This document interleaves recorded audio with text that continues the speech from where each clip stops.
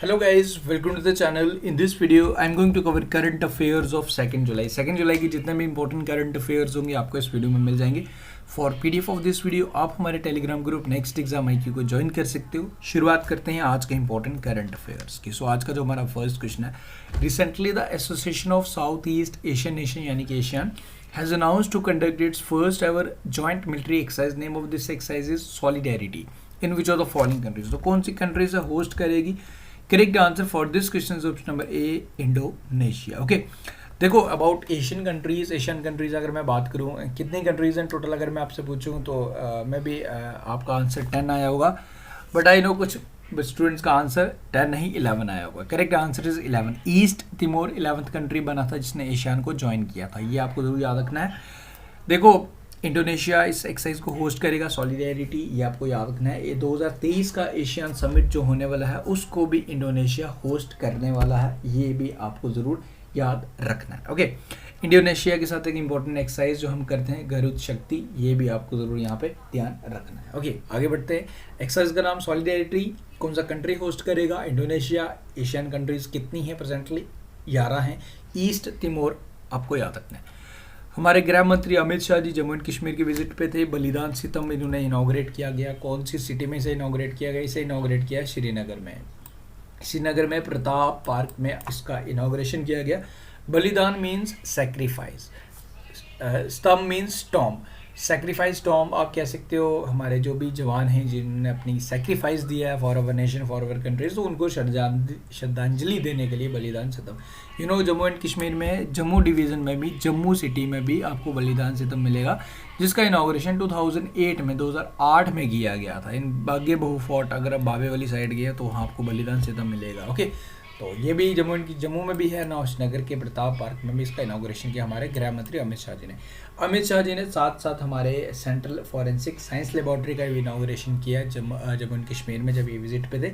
ये भी आपको यहाँ पे याद रखें. जम्मू एंड कश्मीर की आलिया मीर का नाम आप याद रख लीजिएगा. First from Jammu and Kashmir जिन्हें इन्वायरमेंट कंजर्वेशन के लिए सम्मानित किया गया था कुछ महीने पहले, ये आपको याद रखना है.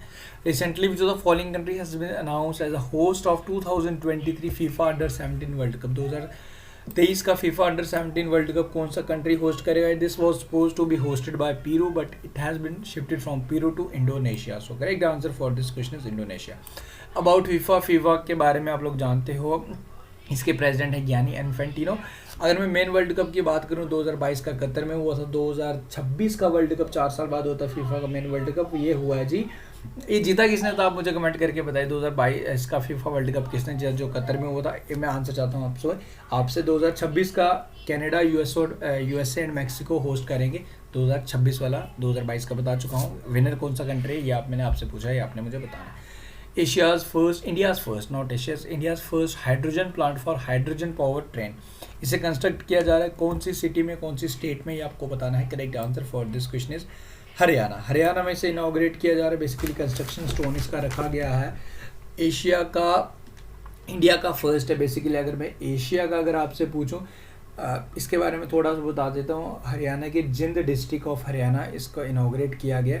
ओके, अगर मैं आपसे पूछूं कि एशिया का फर्स्ट हाइड्रोजन प्लांट कहाँ पे है, कौन सी कंट्री है, ये आपको आंसर करना है चाइना. ओके, अगर मैं ओवरऑल पूछूं not using the term Asia, then आपका आंसर होगा जर्मनी, जहाँ हाइड्रोजन पावर ट्रेन भी चलती है.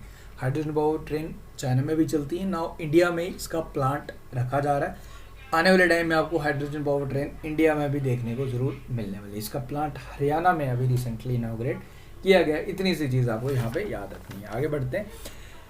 Recently India's largest robotic manufacturing unit known as Botverse, इसे इनॉग्रेट किया गया कौन सी सिटी में? Correct answer for this question is option number A, greater Noida. Okay, Yogi Adityanath हमारे यूपी के मुख्यमंत्री द्वारा इसे इनॉग्रेट किया गया. बोटवर्स बेसिकली इंडिया का लार्जेस्ट रोबोटिक मैन्युफैक्चरिंग यूनिट है. लगभग 3000 लोगों को एम्प्लॉयमेंट भी मिलेगा. बट साथ साथ देखा जाए तो रोबोटिक टेक्नोलॉजी के साथ साथ ह्यूमन पावर का भी रिक्वायरमेंट कम पड़ रहा है.